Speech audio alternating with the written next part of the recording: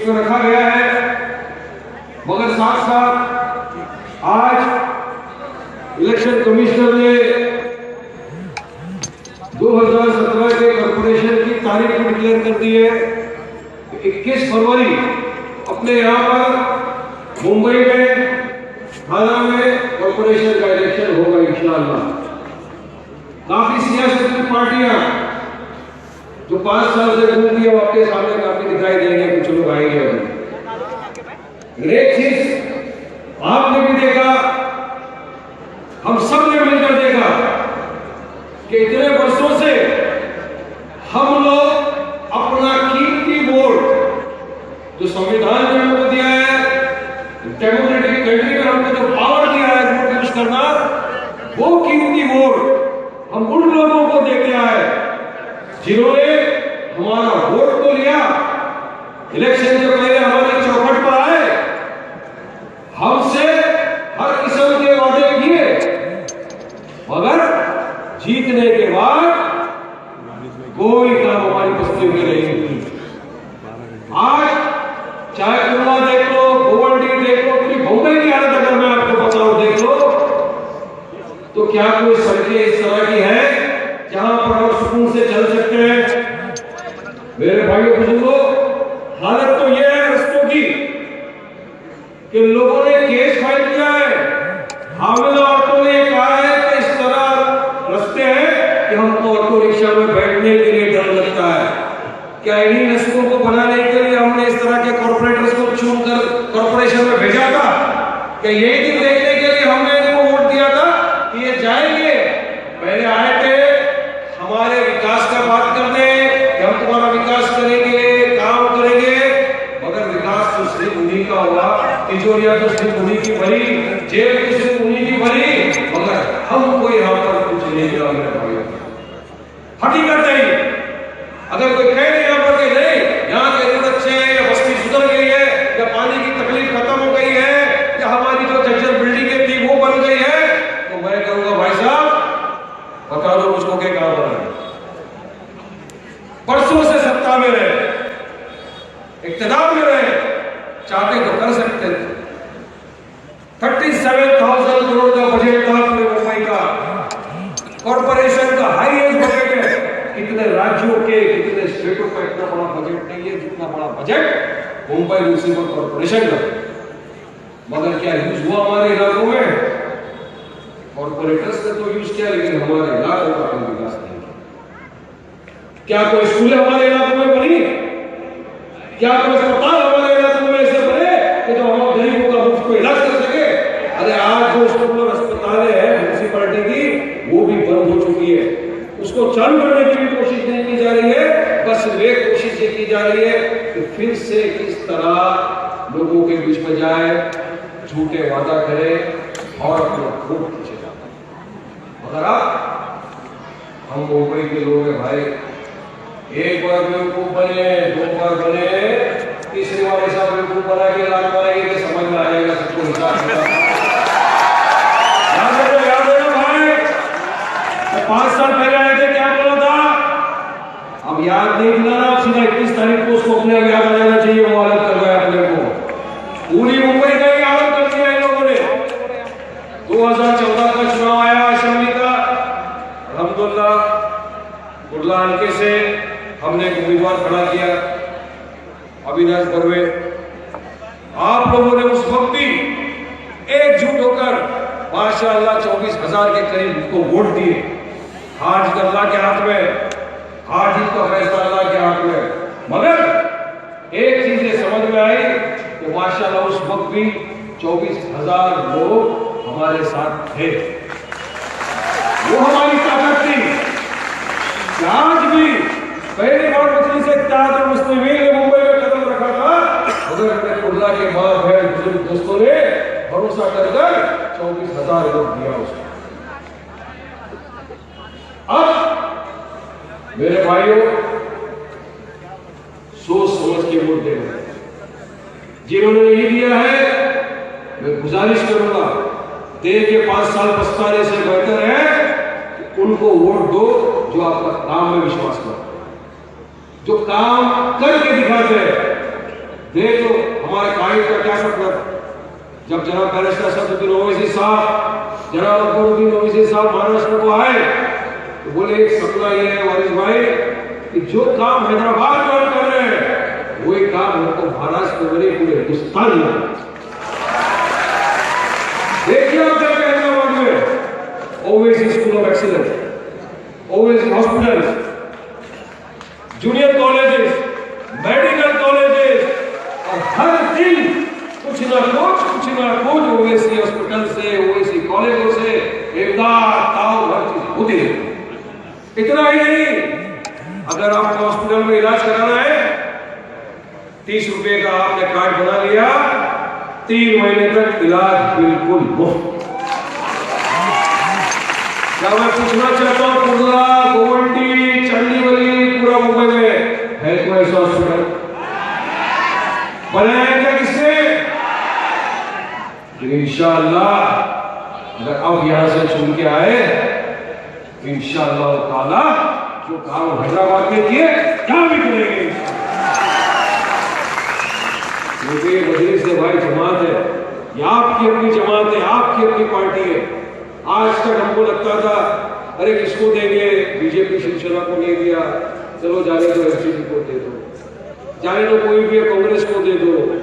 मगर इन लोगों ने सेक्युलरिज्म के नाम पर सिर्फ हमारे वोटों का इस्तेमाल किया खुद के मफाद के लिए, मगर कभी भी इन्होंने सेक्युलरिज्म का सबूत नहीं दिया अपने देश की जनता के सामने। यहां तक के 15 साल इक़्तिदार में रहे कांग्रेस, राष्ट्रवादी, समाजवादी भी साथ में थे। 1995 से बीफ बैंक का जो पिटीशन था वो प्रेसिडेंट ऑफ इंडिया के पास रखा। 2 मरतबा महाराष्ट्र की हुकूमत को इन्फॉर्म किया गया कि साहब ये यहां पर पेंडिंग है, इसका क्या करना है, मगर ये लोगों ने कुछ नहीं किया। 15 साल सत्ता में रहे, कुछ नहीं किया। बीजेपी की सरकार आई, उसने आज हम सबके भी बैंक का लगा दिया। मेरे भाइयों बुजुर्गों, मैं जानता हूं, आप जानते हैं कि हम में से कितने लोग इस बैंक की वजह से प्रभावित हुए। परसों से हमारे बाप दादा के जमाने में व्यवसाय करते आ रहे थे, ये कारोबार करते आ रहे थे, कुछ नहीं हुआ था। आज हम, हमारे दलित भाई, सब के सब इस बैंक की वजह से परेशान हो गए। कोल्हापुरी चप्पल पहनते थे ना, आज वो भी बंद होने को आ रहा। किसकी वजह से? ये कांग्रेस और राष्ट्रवादी अगर चाहते तो मेरे भाइयों ये बिल्कुल रिकॉर्ड कर सकते। सत्ता में थे, मेजॉरिटी में थे, किस चीज ने इनको रोका? मगर नहीं।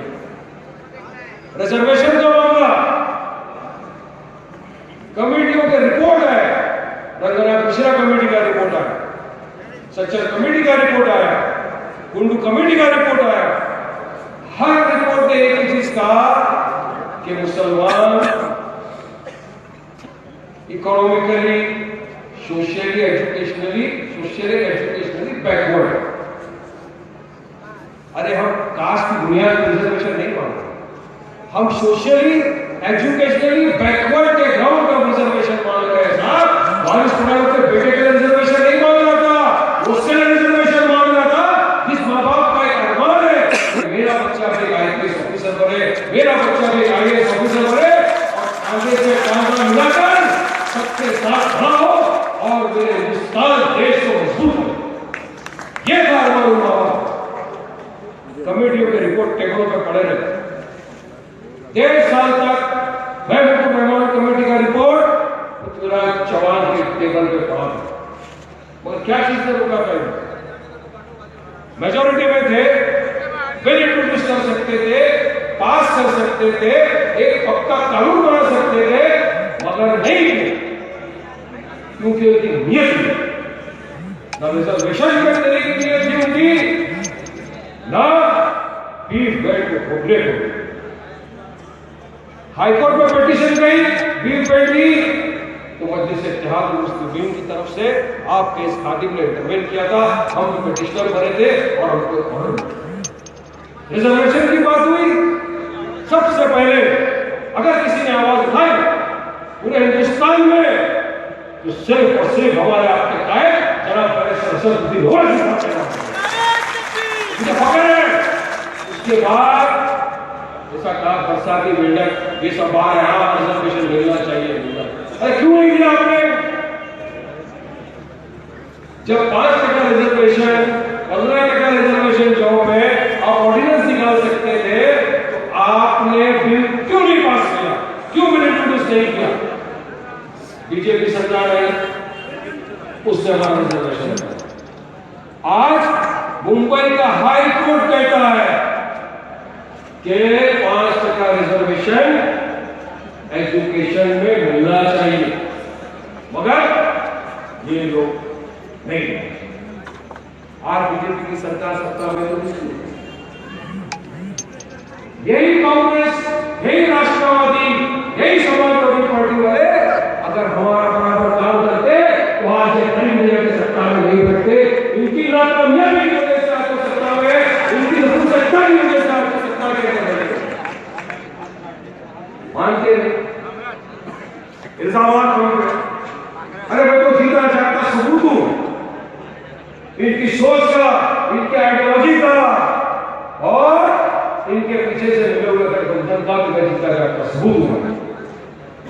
महाराष्ट्र की असेंबली में जो मेरे साथ वाकया हुआ वो तो मैं आपके सामने बयान करना चाहता हूं। असेंबली में मुझे एक विधायक खड़े होकर ये कहता है कि अगर सदन में बैठता है तो ये अल्फाज आपको बोलने पड़ेंगे। भारत के लोग पूरा अल्फाज नहीं बोल सकते। एक बार बोला नहीं बोलता, 2 बार बोला अरे बैठता है तो बोलना पड़ेगा। अरे नहीं बोलते भाई, तीसरी बार बोलना है तो फिर मैं आपको थोड़े झटके ले। एक मिनट में आप बोला चले चल नहीं बोलता साहब का बोलना था। ताज्जुब हो गया मुझको। सबसे पहले खड़े हुए कांग्रेस और राष्ट्रवादी समाजवादी तीनों के तीनों, अरे तुम नहीं बोलेगा, बोलना पड़ेगा, देश में रहते हो तो मानना पड़ेगा। मेरे को ना बताओ संविधान में क्या लिखा है मुझे बोलने का? बाबा साहब अम्बेडकर ने दिए हुए संविधान को मानता हूं, कहां लिखा है मुझे बोलना चाहिए। और मैंने कहा हमारे मुसलमान आमदारों से जो आए थे मुझे बोलने के लिए, बोला साहब वारिस पठान तलबे की बुनियाद पे पैदा हुआ है, और इंशाअल्लाह मरते वक्त दूसरी तलबे पे जाएगा।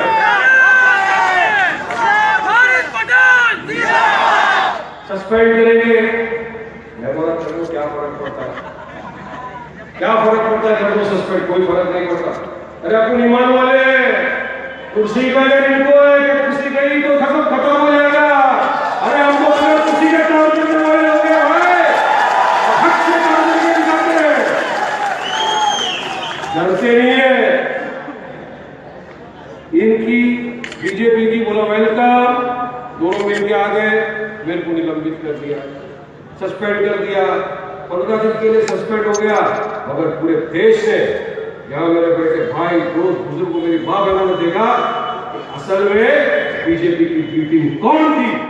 ये कांग्रेस राष्ट्रवादी, ये समाजवादी उसकी बी टीम थी, जिनकी उनकी साइकोलॉजी भी सेम है, आइडियोलॉजी भी सेम है, सोच विचार भी सेम है।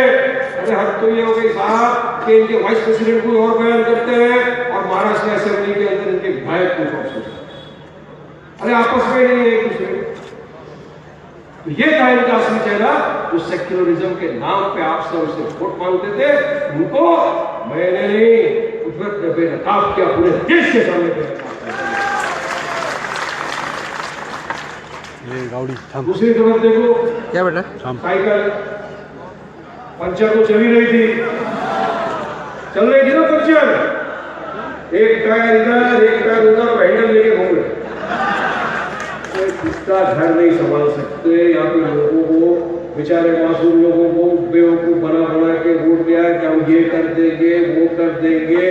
कुछ नहीं किया, और जब यहाँ से पड़ी लात आप दूसरे एरिया में ढूंढ रहे भाई कहीं तो लड़ेंगे, फिर बेवकूफ बनाना दूसरे लोगों को, फिर कहीं से वोट मांगेंगे भाई। लेकिन अल्हम्दुलिल्लाह आज का मेरा भाई बहुत होशियार है, बहुत समझदार है, वो जानता है मुझे किसके साथ चलना है। जो खुद का घर नहीं संभाल सके तो मुंबई का कॉर्पोरेशन क्या संभालेंगे मेरे भाइयों, क्या विकास करेंगे हमारा। जिनको सिर्फ खुद का विकास चाहिए, मैं बनूंगा प्रेसिडेंट, मेरा बेटा बनेगा चीफ मिनिस्टर, मेरा भाई बनेगा दूसरा प्रेसिडेंट, यही करना है क्या जिंदगी भर? अरे हम मोनार्की में नहीं रहते, राजा तो के राज चले गए। आज जो दिखता है वो बिकता है, जो करेगा वो टिकेगा,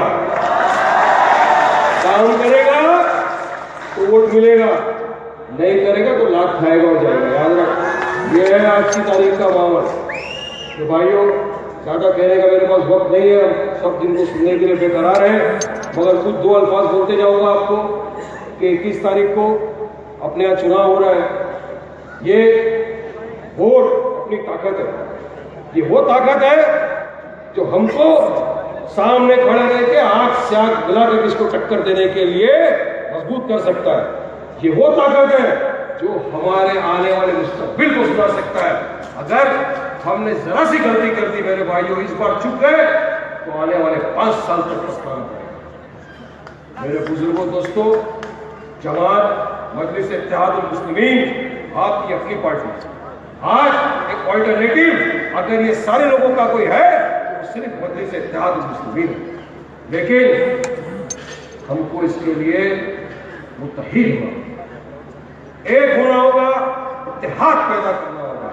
अगर हमने इत्तेहाद पैदा कर लिया, एक हो गए, तो जिस तरह 2014 के चुनाव में हमने पूरे महाराष्ट्र में दिखा दिया कि किस तरह से मुंबई की नाक कहने वाला इलाका साउथ मुंबई से बड़े बड़े धुरंधरों को पछाड़ के लखाड़ के 15 दिन में अगर मजलिस इत्तेहादुल मुस्लिमीन एक अगर एमएलए को जिता सकती है तो अल्हम्दुलिल्लाह आज तो हमारे पास वक्त है, आज वक्त है, आपका साथ है हमारे साथ।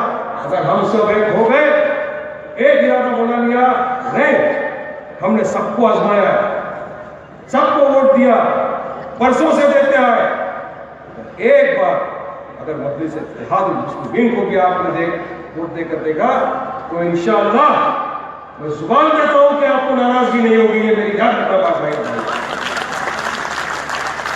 क्योंकि मैं उस जमात से ताल्लुक रखता हूं जो काम में बिलीव करते हैं, विश्वास रखते हैं, और वर्क इज अवर आइडेंटिटी।